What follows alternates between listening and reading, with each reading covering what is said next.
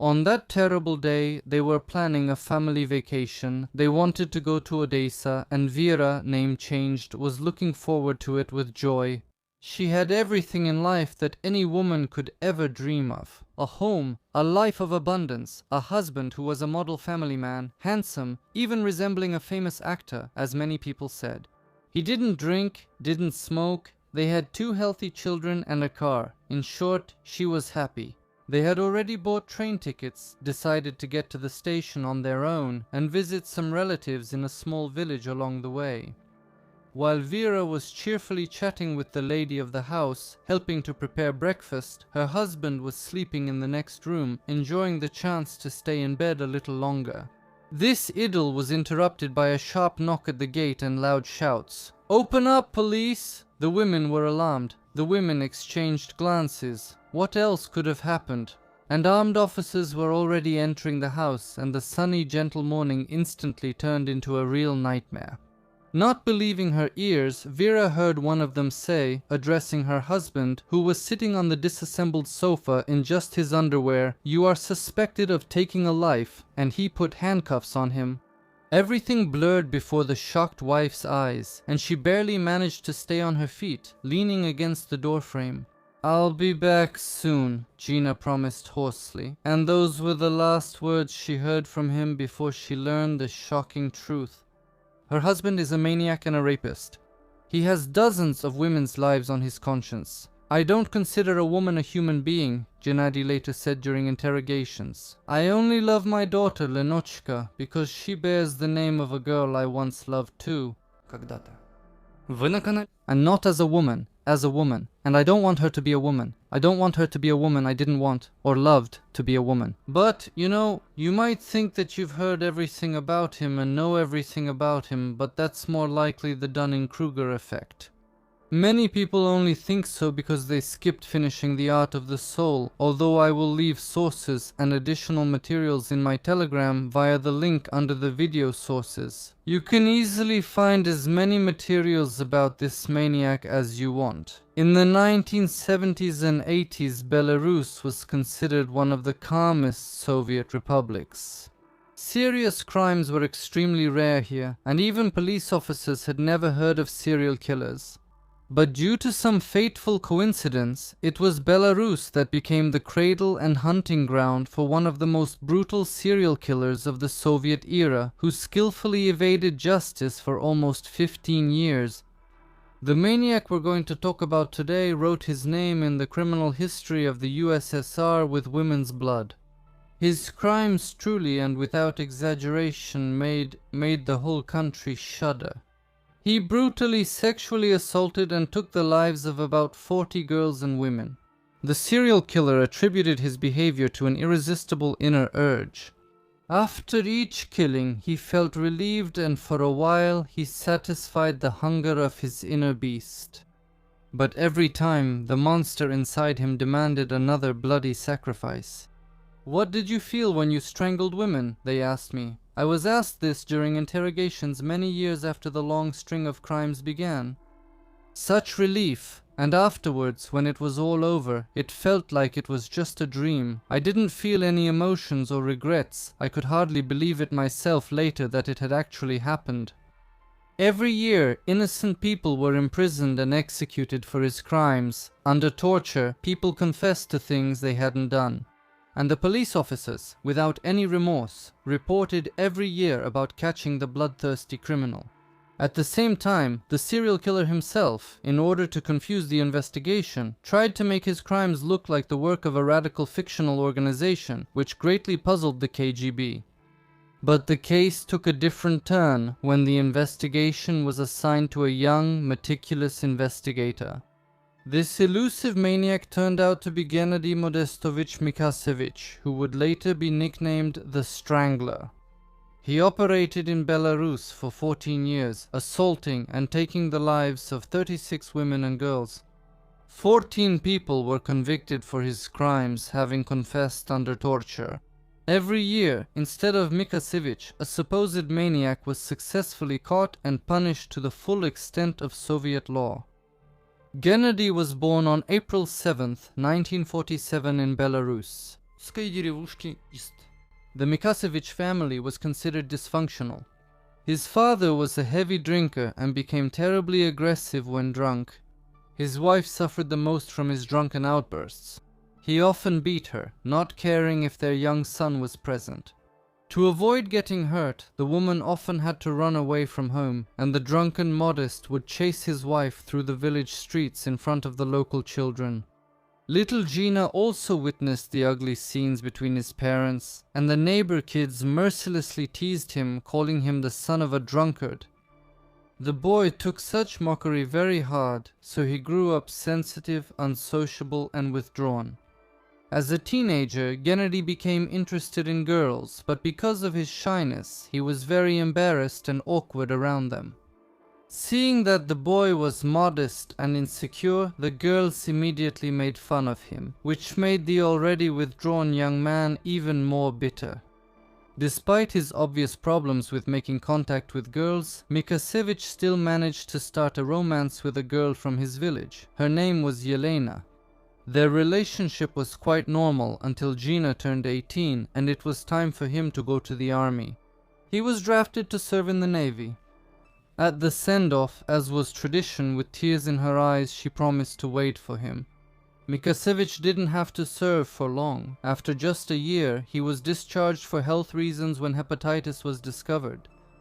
Gennady wasn't particularly upset, especially since his beloved was waiting for him at home. At least, that's what he thought. But when Mikasevich, excited about the upcoming reunion, returned to his native village, he found out that Lena had married someone else during his absence. For Gennady, it was a real shock. Unable to stay in the same village as his former fiancée and watch her family happiness, Mikasevich took advantage of a timely assignment from the state farm and in 1970 went to study at the Gorodok Agricultural College, which was located near Vitebsk.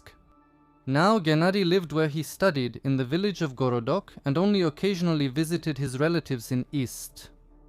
Mikasevich committed his first crime just a year after moving. On May 14, 1971, Gennady set out to visit his relatives, but only made it as far as Polotsk, missing the last bus to Ist.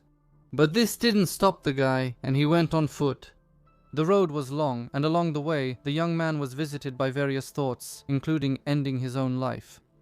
According to his own words, he was suddenly overwhelmed by an inexplicable melancholy connected to the painful breakup with Lena. Tearing down the first clothesline he came across in someone's yard, Gina headed toward the village of Ekiman in the Polotsk district, planning to end his life there by hanging himself from one of the trees in a djiba. But fate suddenly intervened in his plans. As he was passing by a fruit orchard, Mikasevich saw 19-year-old Lyuda Andaralova. The girl had just returned from a tour of Kuban and caught the young man's attention with her beautiful bronze tan. The thoughts that had recently tormented the young man's soul and made him consider ending his life vanished instantly. Other thoughts took their place. Gennady wanted to possess this attractive girl, and he actually acted on these desires, attacking Lyuda, who was caught off guard. He brutally assaulted her, then squeezed his hands around her throat until Lyuda stopped breathing. "What actions did you take toward this woman?" "Well, I was a fool." Well, as usual with my hands, Did you rape this woman? Alive or dead? The main thing is to strangle her. That's more pleasure for everyone. So you had sexual intercourse with her without hesitation. Could that have happened? Did it? I won't deny it. Then he tied the deceased's hands with that same clothesline and dragged the body deeper into the garden.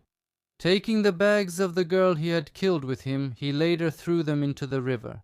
Lyudmila's body was not discovered until May 16th. Unfortunately, due to YouTube's censorship, I can't show some documentary materials, so I'll leave them in the Telegram channel Strashnoti. Go ahead, subscribe and watch. The link is below the video. From an interview with Boris Laparevich, who worked as a detective inspector at the Department of Internal Affairs of the Vitebsk Regional Executive Committee in the early 70s. When we arrived at the scene, we found a dead, very attractive, tanned girl lying on the ground. At that time, the killing was attributed to a failed robbery.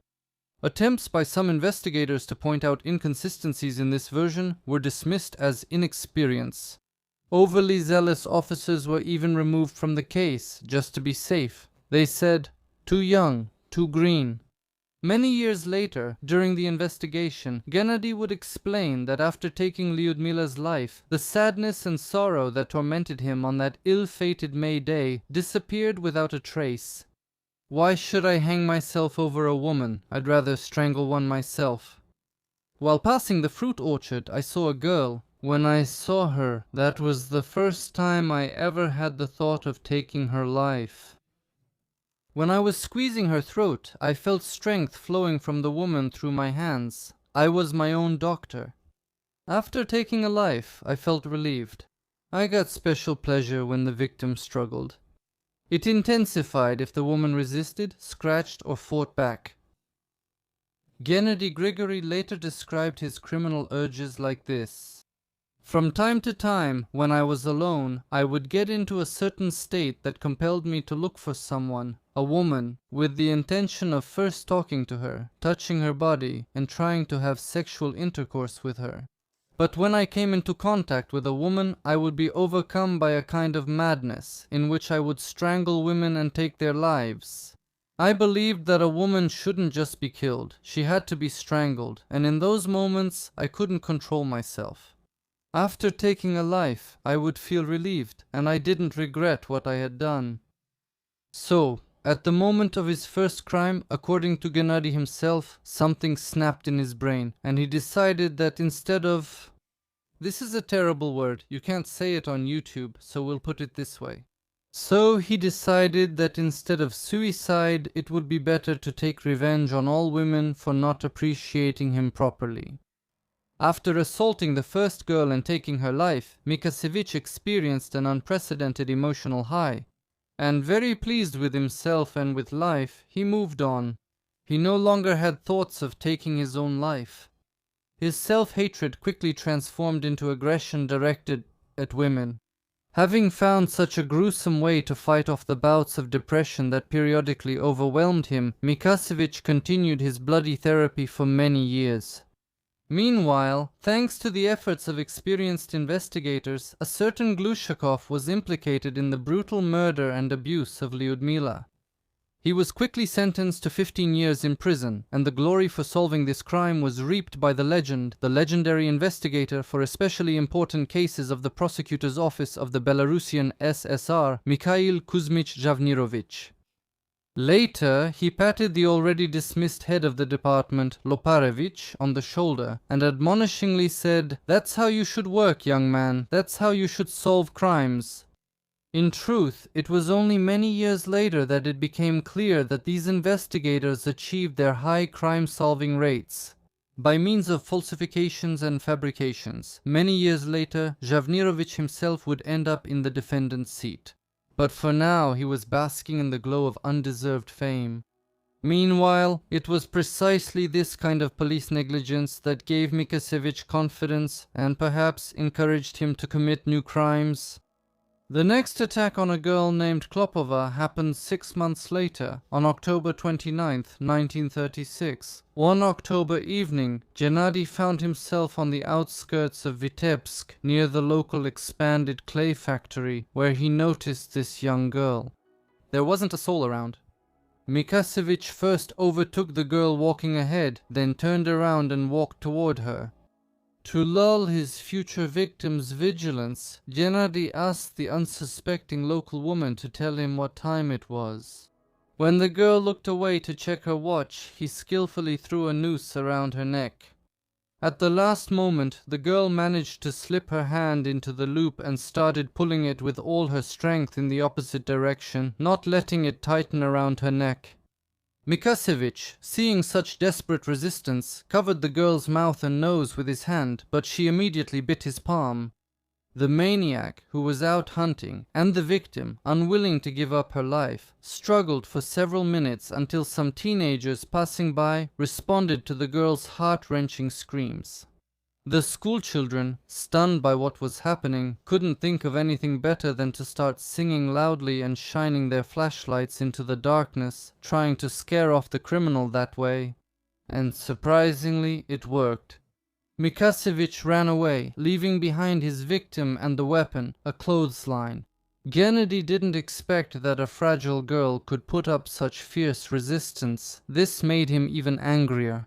Now he craved revenge twice as much. That's why he didn't go home, but instead went looking for another victim. Mikasevich noticed her on the city bus. He watched which stop she got off at, and he got off after her. Then he followed behind her for a while, and when the right moment came, he attacked. The body of the unfortunate woman, with a gag in her mouth, was found in the forest by passers-by only the next morning. The police didn't even pay attention to the incident with Klopova. After all, there was no crime, no one was killed. As they say, no body, no case, and also come back when someone gets killed. The rope she brought was not recorded anywhere, they just threw it away. After the attack on the girl from the bus, the maniac went into hiding again for another 6 months. The new attacks happened in 1973. In April, in the area of Luchisa Station, or Luchosa, we'll find out the correct stress from the experts in the comments. Mikasevich assaulted another girl and took her life. She died from asphyxiation. For some reason, the girl ended up alone in a rather deserted area. Her body was discovered several weeks later. Despite his unhealthy obsessions, Mikasevich initially tried to have normal relationships and start a family. That's why he occasionally tried to meet new people. One of these encounters happened at a dance floor in July 1973. At the same time, to Gennady's surprise, the woman he chose immediately agreed to be alone with him. This threw Mikasevich off balance, as he did not expect things to develop so quickly. The girl immediately sensed the inexperience of her overly shy suitor, and this amused her greatly. She began to sarcastically tease the guy. That turned out to be her fatal mistake. I really don't understand why someone would do that. It could turn out to be a fatal mistake, and even cause trauma. Besides, it's just not nice. Oh dear. Ladies, girls, women, please tell me, why do you think people do this? It would be really interesting to read your thoughts in the comments.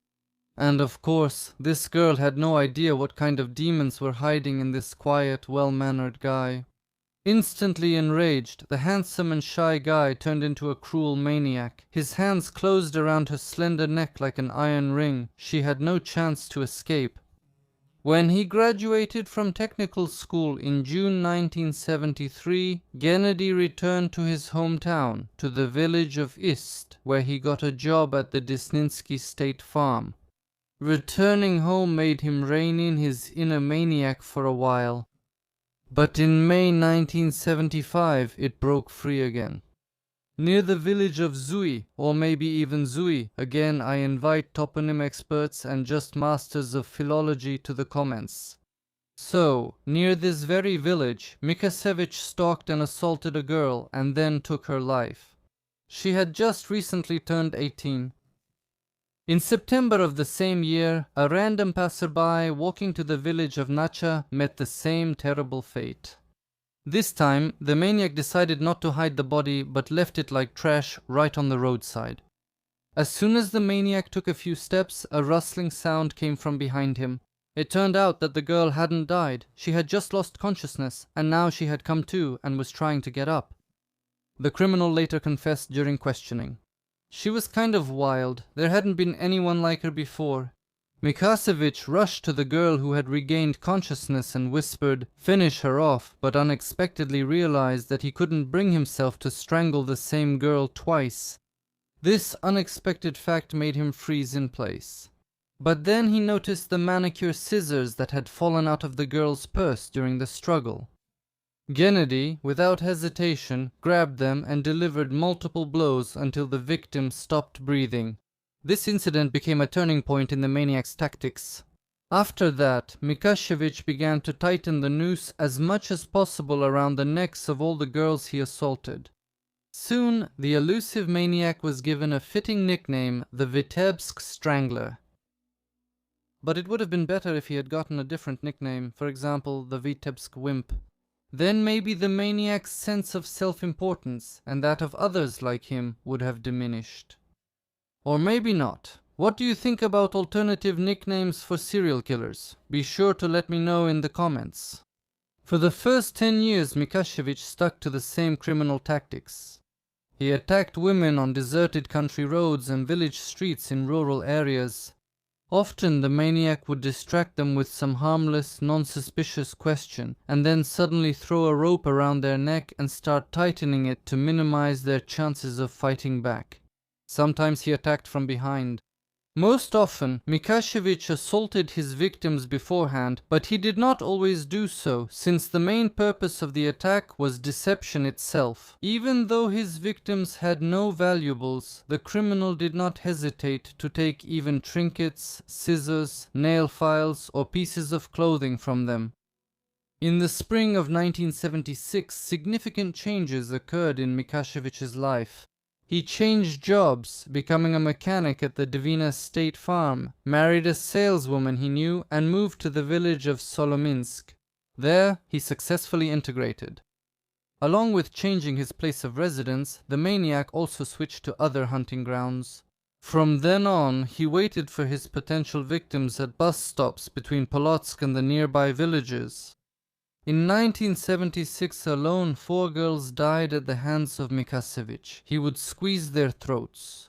But YouTube just really doesn't like direct words, and that's why we have to use euphemisms, otherwise they simply won't show you this video. He would squeeze their throats with whatever he had at hand, a scarf, a belt, a kerchief. He gagged them with their own gloves or underwear.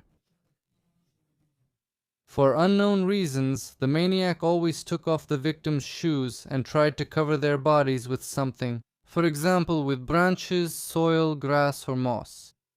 Soon, terrifying rumors spread around the area near Solonyaki. The villagers were afraid to go out anywhere in the evenings. In Solonyaki itself, people were constantly talking about the bloodthirsty maniac, but in the village, no one even suspected that this person was living among them.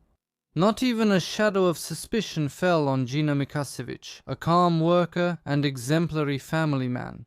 Not a single living soul suspected that by the middle of 1981, this seemingly decent man already had the blood of 15 innocent victims on his hands.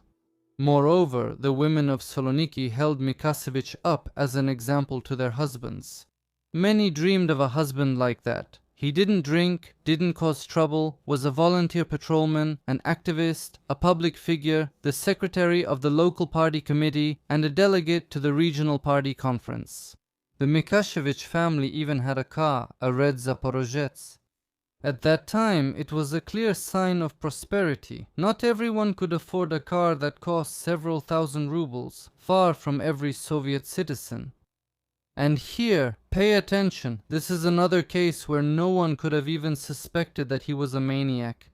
It's the same old story, yet for some reason people look for maniacs among those who are just a bit different.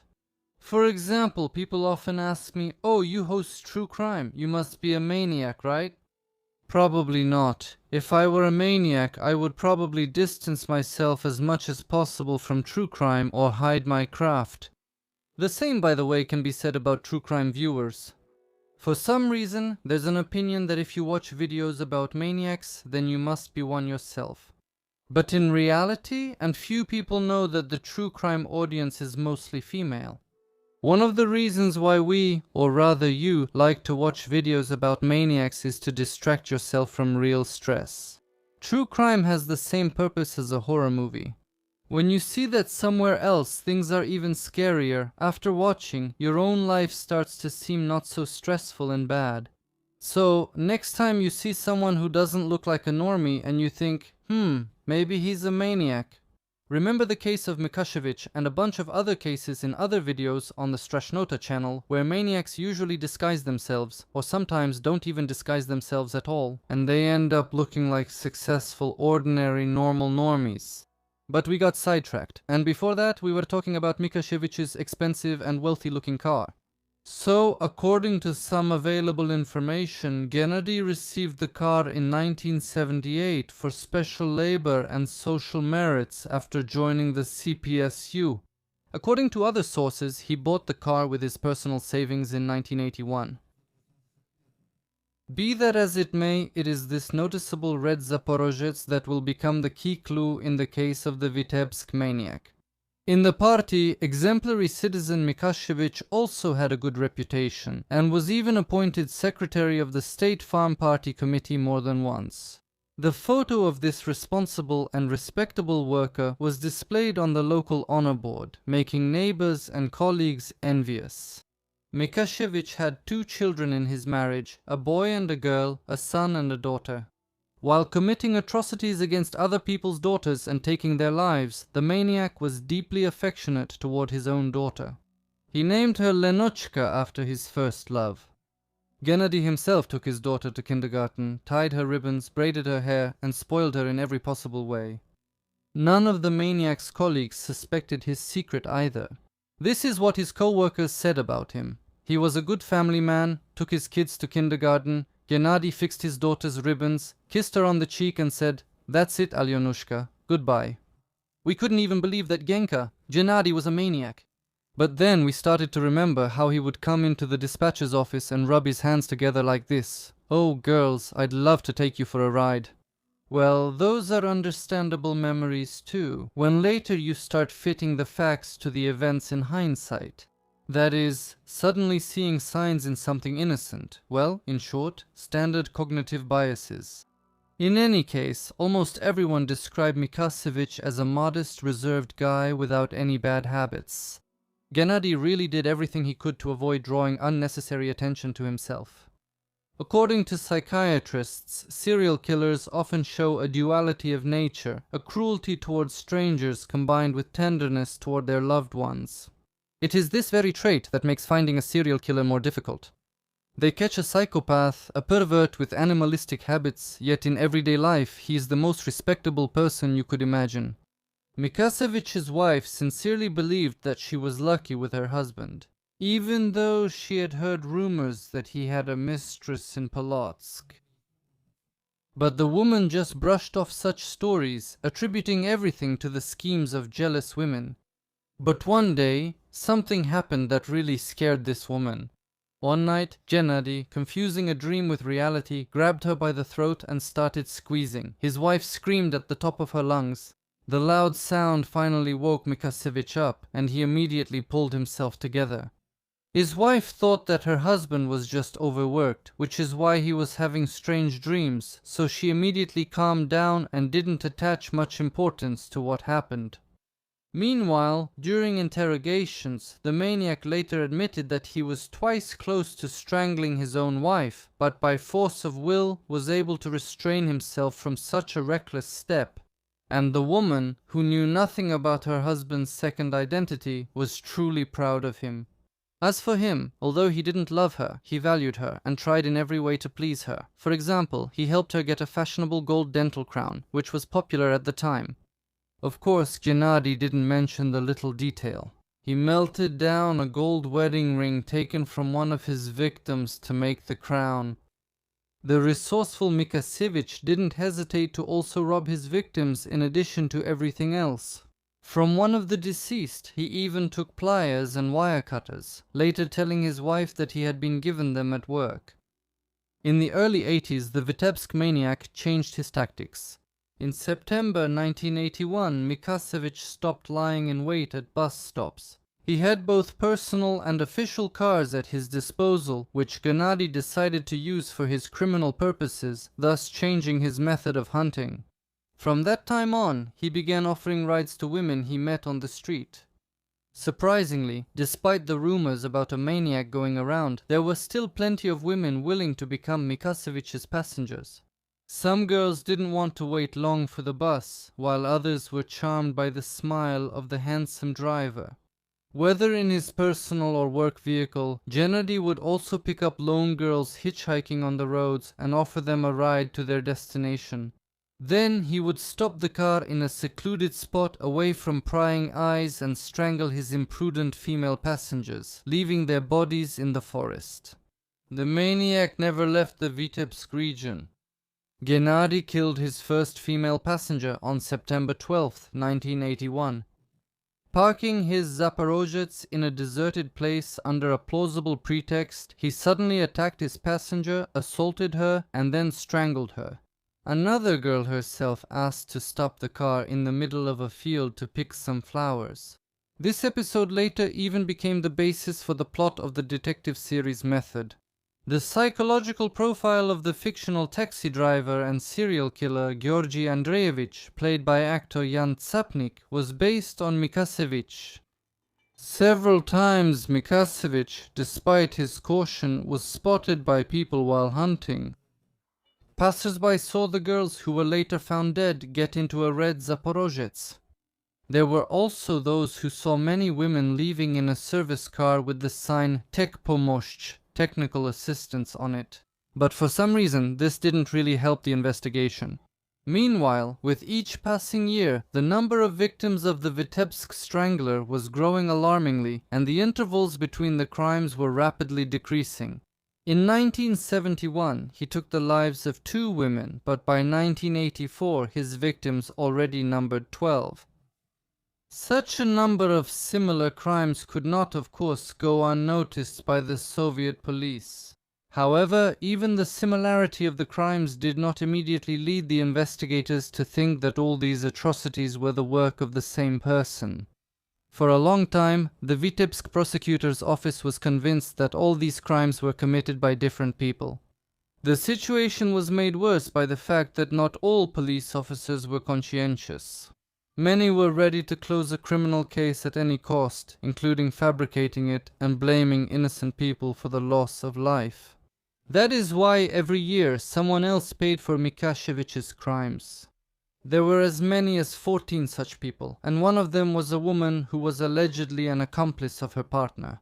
And the local police, having quickly caught another criminal, immediately reported to their superiors about their high performance and speed in solving cases. This is how Gennady Mikashevich became a record holder not only for the number of lives he took, but also for the number of people convicted for his crimes. For the crimes committed by this maniac, the largest number of innocent people in the entire history of the USSR ended up behind bars. The first innocent person to be convicted was a resident of the village of Yekiman, a man named Glushakov. He was detained after the first attack by the Vitebsk maniac in May 1971. This Glushakov was no angel either. He had recently escaped from prison and was trying to hide out with his relatives. However, this convict did not touch the young Lyudmila Andaralova. But the convict couldn't prove his innocence, so in addition to his remaining sentence, he got another 15 years. However, you could say that this pioneer in serving time for the Vitebsk maniac was actually lucky. The second suspect, Nikolai Tirenya, who was detained after the killing in Polotsk, was actually executed by firing squad according to the court's verdict. This was facilitated by the convict's girlfriend, who was manipulated by unscrupulous investigators. They persuaded the woman to give incriminating testimony in exchange for a lighter sentence for herself. Of course, the investigators had no evidence at all. Tirenya himself, despite the pressure, did not admit guilt. In court, his partner kept insisting that she had helped her friend in one of the killings. As a result, she herself ended up behind bars for 10 years, and the boyfriend she testified against was executed. This happened in 1979. Tirenya, like Glushakov, was a convenient suspect. He wandered, was homeless, unemployed, and did not have a convincing alibi for the day of the alleged crime. The testimony of his girlfriend was enough for the authorities to execute Tirenya. The woman herself spent 7 out of 10 years in prison before she was released after Mikashevich was caught. Another innocent person convicted in the Vitebsk maniac case went blind while in prison. 3 friends suffered at the hands of detectives tracking Mikashevich, Kovalyov, Yanchenko, and Pashkevich, who were walking a shepherd dog. These 3 happened to be in the wrong place at the wrong time. It was there that one of the girls killed by Mikashevich was soon found. As luck would have it, the guys were noticed and remembered by a random passerby, who later gave the police a detailed description of them and pointed out that they had a dog of a specific breed. The investigator in charge of the case, Zhivnirovich, seized on the words of the witness, who said that she saw 3 guys with a shepherd dog not far from the crime scene. There was no evidence against them, but the investigator pressured the detainees, threatening them with execution and asking tricky questions.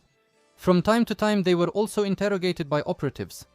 Through torture and psychological pressure, the young men were forced to confess to a crime they didn't commit.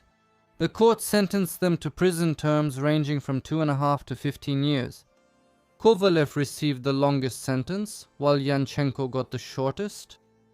A similar fate befell the boyfriend of a girl named Olga, who was also killed by Mikasevich. The young man arrived late to meet her and found her dead. That was enough to accuse him of killing her out of jealousy and sentence him to 10 years in a high-security penal colony. To get a confession, the officers didn't shy away from anything, even if the person was innocent. One of the drivers working near Luchosa station also became a victim of police lawlessness. There, in 1984, they found the body of one of Mikasevich's victims. Corrupt police officers trying to curry favor planted evidence on the driver. Once again, while searching his home, they planted a photo of the deceased on the man, and of course, they knew exactly where to look for that picture. Searching the home of an innocent guy for the 8th time, they triumphantly pulled out a photo of the victim from behind the couch. No one cared why it hadn't been found during the previous 7 searches. And even despite this, the suspect kept insisting that he was innocent. The investigators grilled the unfortunate driver for 2 whole weeks. During that time, he went through 10 exhausting interrogations. In the end, the man couldn't withstand the pressure and confessed to a murder he didn't commit. And then this defendant tried to take his own life, fully understanding what awaited him in prison. The doctors managed to save him, but for the rest of his life he became dependent on powerful sedatives. The interrogations of the suspects were just a nightmare. Some were told that after talking to the investigators they'd have to be carried out. Others had their heads slammed against a safe, hit on the head with a heavy volume of the criminal code, or kicked with boots. Those who weren't very big were turned upside down and mercilessly shaken by their legs. Of course, ordinary people had no idea about the horrors happening behind the walls of the detention centers and police holding cells.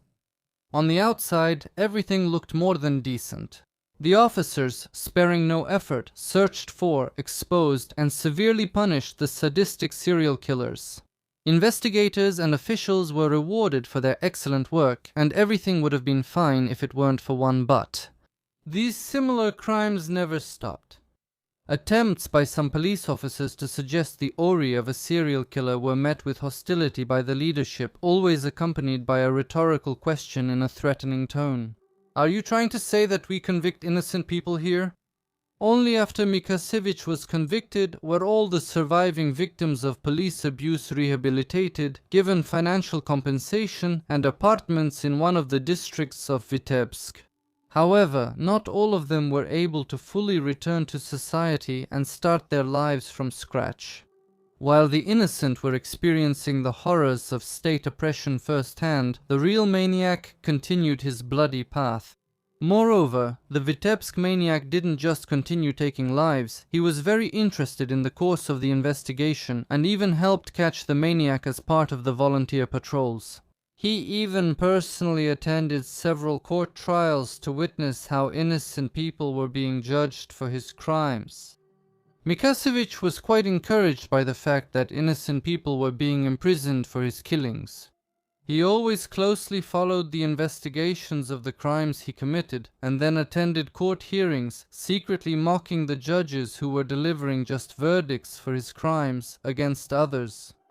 Pretending to be a curious bystander or a socially responsible citizen, Mikasevich would periodically ask the police how the search for himself was progressing.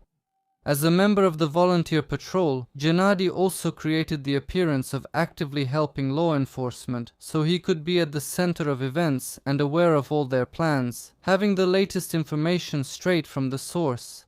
It was from the police reports that Mikasevich learned the police were looking for a red Zaporozhets. Someone saw the girl, who was later found dead, getting into such a car. At that time, Gennady, being the commander of the volunteer patrol, personally initiated checks of owners of similar cars. There turned out to be almost 7,000 of them in the area. The criminal made a mental note not to use the red Zaporozhets for crimes anymore because it had already been compromised. Mikasevich's status as a volunteer allowed him to know that, disguised as ordinary girls, decoys, female criminal investigators with hidden microphones, were out on the roads of the Vitebsk region. And now, in the bushes along the highways, detectives were lying in ambush, ready to rush to help their colleagues at the first signal. For obvious reasons, the plan to catch the Vitebsk maniac using live bait failed miserably. By the early 1980s, despite the denial of the existence of a maniac by the authorities, the situation began to become catastrophic. During the summer of '82, 5 women were killed in different districts of the Vitebsk region. All of them were assaulted beforehand. And in 1984 alone, there were already 12 similar crimes in Vitebsk. A real uprising was brewing in Vitebsk and the surrounding areas. People were losing faith in the authorities, and women were afraid to go to work. And no matter how many maniacs the police caught, for some reason their numbers didn't decrease. Mikasevich was not a criminal genius, since he wasn't particularly intelligent, but the quality of work by the local police also left much to be desired. They didn't even want to hear about any sex maniacs or serial killers there. All the crimes were investigated separately, always looking for suspects among local drunks and hooligans. The Vitebsk police had a chance to stop the criminal at the very beginning, back in 1971, after his failed attempt on Klopova. After all, that same evening, frustrated by his failure, Mikasevich killed another girl. And Klopova came to the police not only with a detailed description of her attacker, but also with a blood-stained piece of evidence. There were traces of his blood left on the clothesline the maniac tried to strangle her with. After all, the girl, desperately fighting for her life, bit the attacker's palm. So, even back then, the police had everything they needed to catch the serial killer, including a special identifying mark, a fresh bite on his palm. But the police did not connect the attack on Klopova with other similar cases involving a clothesline, thinking it was just a prank by local hooligans who wanted to scare the girl. And the valuable piece of physical evidence, thanks to the bungling detectives, was discarded. And only in 1984, when Mikasevich finally lost all restraint and started taking lives even more often. Even the most hardened Soviets, who claimed that there simply couldn't be maniacs or serial killers in the Soviet Union, and that there was nothing bad at all, only good things, and ice cream for 5 kopecks. Finally, it became clear that we were dealing with a serial killer, not with almost 40 separate crimes that looked very similar, but were supposedly committed by different people. But the law enforcement officers of the Vitebsk region still didn't know what to do with this information. None of them had any experience catching serial killers. Only in 1985 did the case move forward, when Nikolai Ignatovich, a young investigator still full of youthful enthusiasm and belief in ideals, took it on.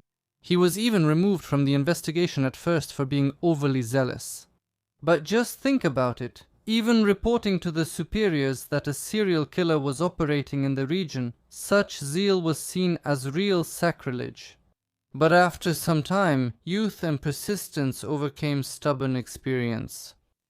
The young investigator managed to overcome the resistance of his rigid colleagues and proved his theory. After several months of diligent work, Ignatovich rechecked about 30 criminal cases. This allowed him to create an approximate psychological profile of the Vitebsk serial killer and sketch a description of his appearance.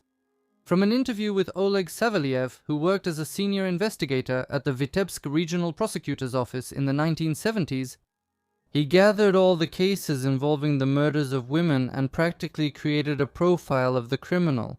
The investigator theorized that the serial killer was attractive, with a trustworthy appearance, which allowed him to easily lure his victims. He was about 35 to 40 years old and taller than average. He had curly light brown hair. This conclusion was prompted by the words of a random eyewitness who saw Mikasevich picking up his next victim. The next conclusion: the serial killer was a native of the Vitebsk region since he was very familiar with the area. Ignatovich also suggested that the criminal's work was somehow connected with cars, and it was possible that it had something to do with machinery. Ignatovich's statement was like a bombshell. He claimed that the serial killer posed as a model citizen and did not arouse any suspicion among colleagues and friends. The young investigator, although he was mistaken in some characteristics, assuming that the maniac was a non-party bachelor, was spot on in some aspects. For example, Ignatovich guessed that the criminal was most likely a volunteer police officer, which is why he was able to so skillfully avoid responsibility. But the right course of the case almost went off track again due to interference. They demanded that Ignatovich be removed from the investigation for his seditious thoughts about serial killers in Soviet Vitebsk, which was considered advanced in every respect. The leaders of the party cells didn't want all their past achievements wiped out because of the scandal with the serial killer. That's why they did everything they could to interfere with the investigation, to steer it in the direction they wanted. But Ignatovich wasn't going to give up. He continued the investigation at his own risk, fully aware of what it could cost him. In the early 80s, the number of girls killed by the maniac increased sharply.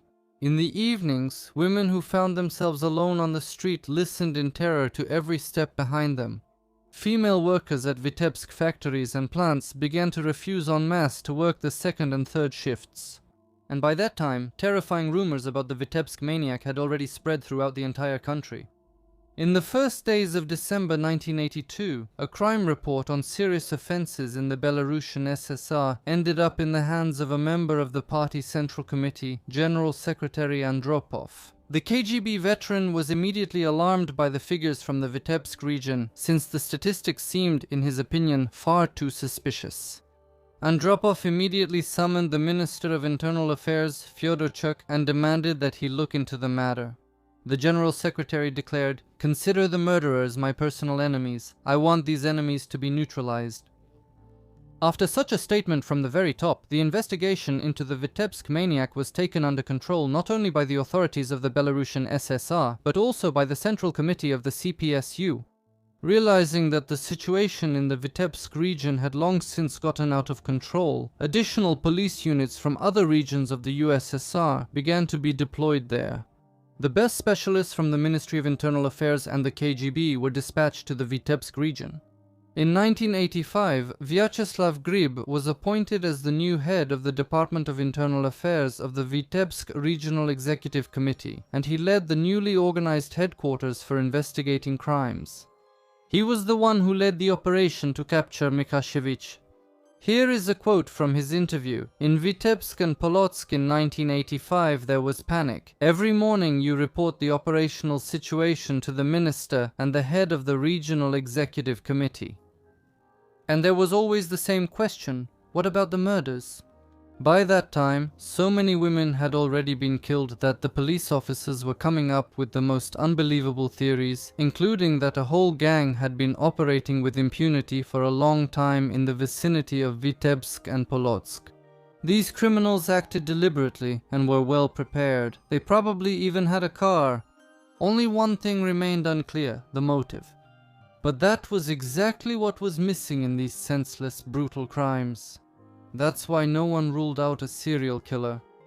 Vyacheslav Grib soon paid attention to the documentation of the disgraced Ignatovich and used it as the basis for investigative activities. The head of the task force decided if the criminal can't be identified, then he needs to be forced to make a mistake. Mikasevich became nervous for the first time when he learned that the police had decided to take a desperate step. Finally, not afraid to discredit themselves in the eyes of the public, the police turned to the population for help in catching the maniac through radio and TV. From an interview with Vyacheslav Grib, "We had to overcome a lot, almost move mountains. It wasn't customary to do that because it was embarrassing that the police couldn't do anything, but there was no other choice. Vyacheslav Grib convinced the higher authorities a human life is more valuable than the professional pride of a Soviet policeman. The police station immediately began receiving a huge number of calls. Vigilant residents of Belarusian towns and villages reported everything that seemed suspicious to them. Meanwhile, Mikasevich continued to fulfill his civic duty by checking the drivers of red Zaporozhets cars as part of a group of volunteers. Soon, Gennady realized that the search area was gradually narrowing, and at its center remained the village of Soloniki, where he himself lived. To divert suspicion from himself, Mikasevich came up with a clever trick, at least in his opinion. On a sheet of notebook paper, he personally wrote a message addressed to the editorial office of one of the local periodicals and sent it by mail in an envelope. In this letter, responsibility for the numerous murders of women was claimed by an organization called the Patriots of Vitebsk.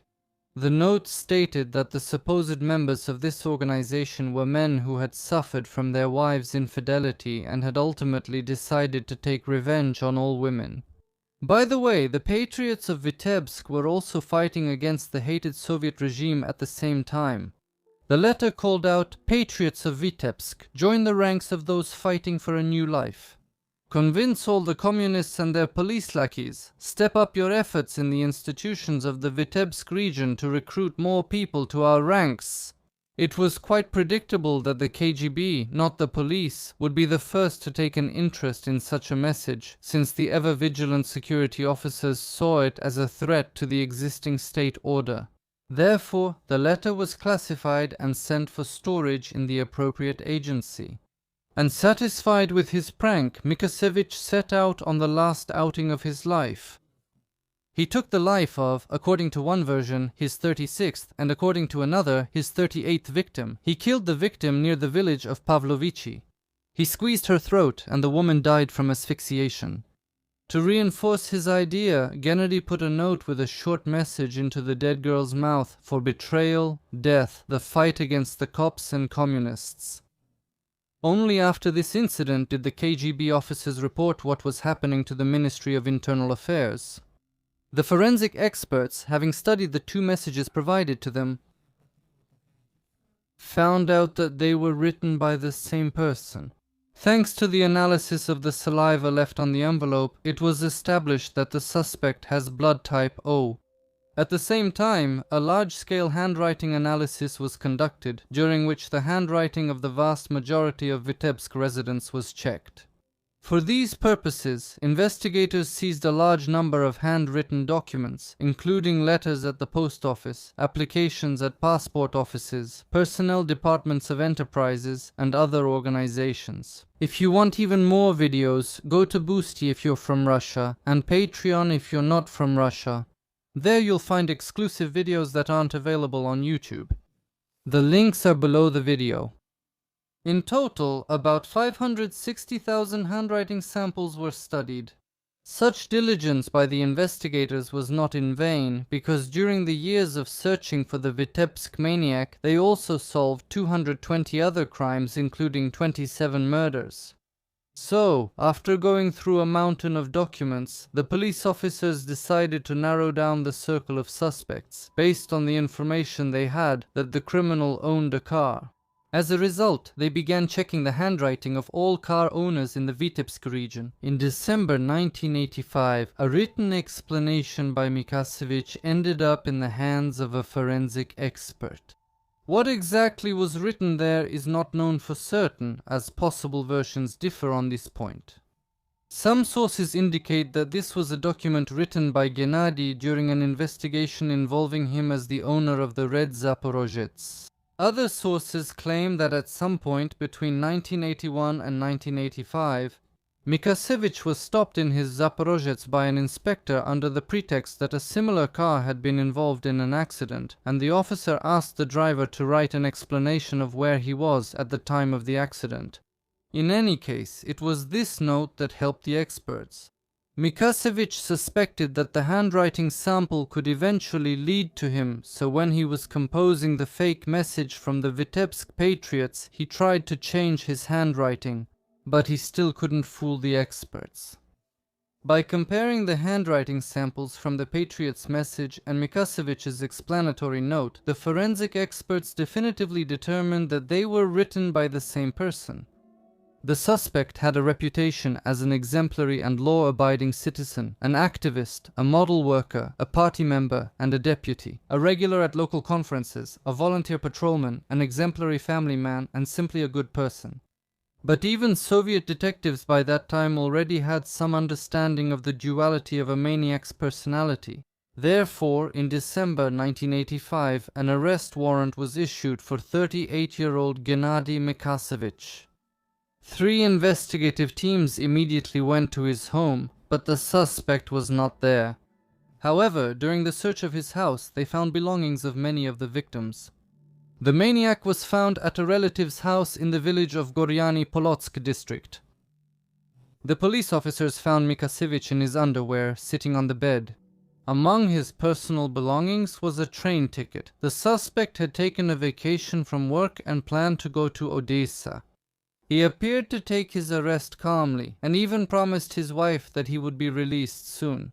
Apparently, he was counting on his incredible luck until the very end. But Mikasevich was, of course, bluffing. His anxiety was obvious. On the way to the Novopolotsk district police station, he asked several times to stop the car and, under guard, got out to urinate.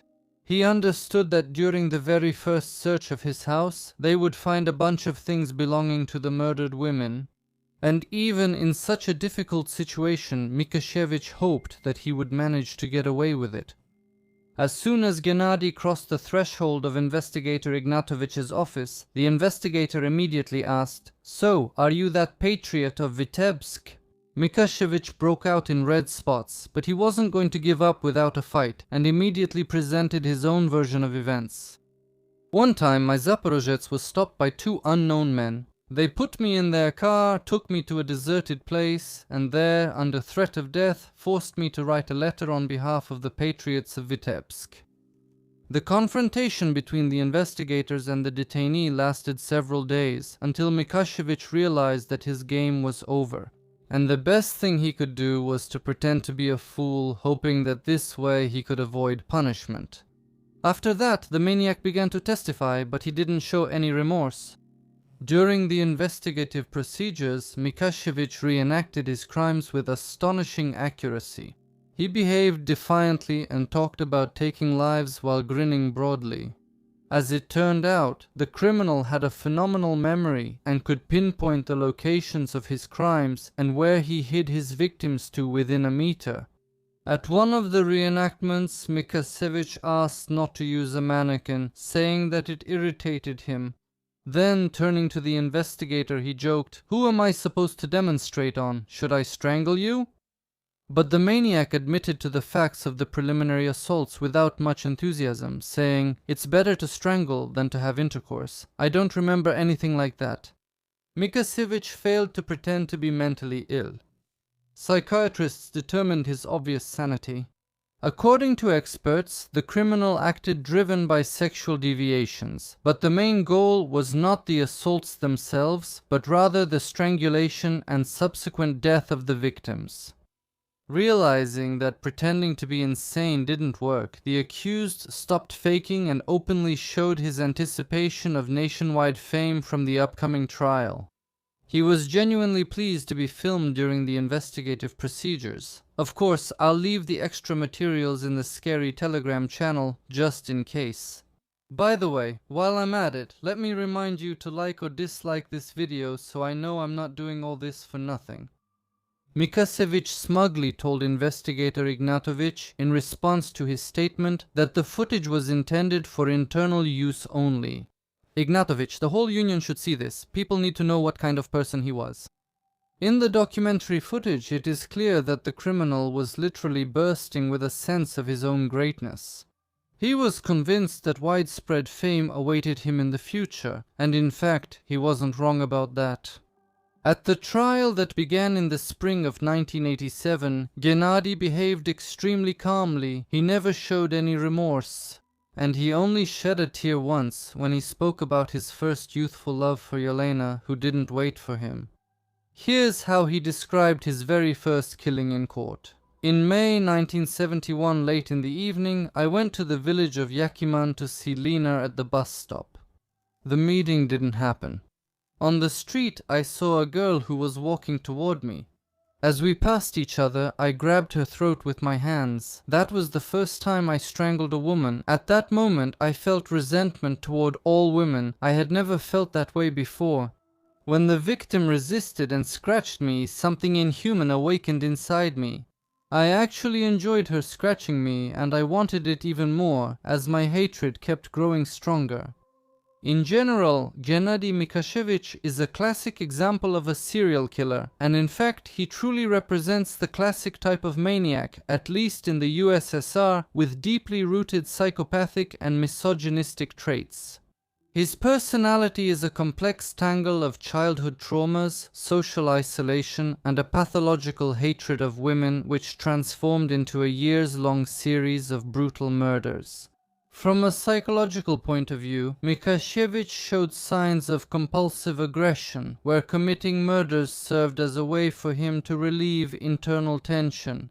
In his testimony, he stated directly, "When I strangled, I drew strength from women through my hands. I was my own doctor. After committing murder, I felt relieved." This indicates that his crimes were not just acts of violence, but a form of self-therapy, where the victim's death brought him temporary relief. A key factor that shaped his personality was a traumatic childhood. An alcoholic father who regularly beat his mother, and the mockery from peers who teased him as the son of a drunk, laid the foundation for his deep insecurity and bitterness. Mikashevich was especially sensitive to rejection from women. He was shy, and girls often mocked him, which later developed into a pathological hatred. Interestingly, despite his cruelty, Mikashevich led a double life. Outwardly, he was a model family man, and in general, everything good you could imagine, even a volunteer who took part in the search for himself. And this ability to mimic is typical for many serial killers, who skillfully hide behind a mask of normality. The motivation behind his crimes was sexual and aggressive in nature. Although he himself denied the sexual component, explaining his actions solely by hatred, experts note that he abused many of his victims. And the very process when he squeezed the throat and the victim died gave him sadistic pleasure, especially if the victim resisted. An important aspect of his psychology was his confidence in his own impunity. He not only avoided capture for 14 years, but also attended the trials of innocent people who were prosecuted for his crimes, which only strengthened his sense of power. And only in 1985, when he arrogantly sent anonymous letters to a newspaper, did his handwriting become the key to solving the case. In the end, Mikashevich is an example of an organized, calculating criminal with pronounced narcissistic and antisocial traits, whose crimes were the result of a deep personal deformation. His story is not just a criminal chronicle, but also a grim testament to how a system that seeks quick results and is based on mindless statistics and numbers can ignore the real criminal for years, sacrificing the innocent. By the way, since the video turned out to be long, if you happen to write good timestamps under this video, I'll pin them or add them to a pinned comment. Mikashevich was protected by security officers during the investigation and in court. All this time, he was sitting in an isolated cell alone with a state security officer. This was not done out of fear of revenge from the relatives of the victims. The maniac could have been targeted for elimination by police officers or prosecutors who had once broken the law while trying to quickly solve his crime. Mikashevich, with his detailed confessions, was now living proof of their own guilt in fabrications. But the trial still ended without any incidents. A month after it began, in May 1987, the Vitebsk maniac was, of course, sentenced to death. Mikashevich received his bullet in the fall of the same year. The criminal himself never appealed for clemency anywhere. But his unfortunate mother pleaded for him. Until the very end, she could not believe that her beloved son was capable of such atrocities. A mother's heart simply refused to believe it. The petitions of this elderly woman were rejected. It is noteworthy that the strangler confessed to 43 murders, but only 36 were proven. According to some assumptions, the actual number of murders committed by Mikasevich could have exceeded 50. But even by the number of proven cases, the Vitebsk strangler yielded the bloody top spot only to Chikatilo. And at the time of his capture, he was officially the most bloodthirsty maniac in the USSR. The case of the Vitebsk strangler became the most scandalous in the history of Soviet criminology. After the trial of Mikasevich was completed, total inspections began in the Ministry of Internal Affairs and other law enforcement agencies of the city, followed by dismissals and demotions of officials. However, only one of the two residents actually received a real prison sentence of 4 years. The district prosecutor, Valery Soroka, suspected officials of abuse of power. The rest got off lightly with suspended sentences, reprimands, dismissals, demotions, or expulsion from the party. For example, Zhivnirovich was quietly sent into retirement with all his ranks and honors preserved. That's how, very often in life, evil goes unpunished, and good doesn't always win.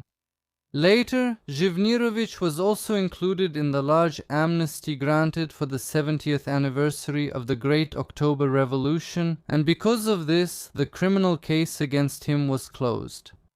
At the same time, among experts, there is an opinion that all these corrupt officials actually became accomplices of the Vitebsk strangler. Ignatovich later commented on this. It's not enough to condemn the phenomenon. The law enforcement system itself needs to be reformed. But we didn't reform it. We didn't remove the tumor. And it spread these kinds of metastases.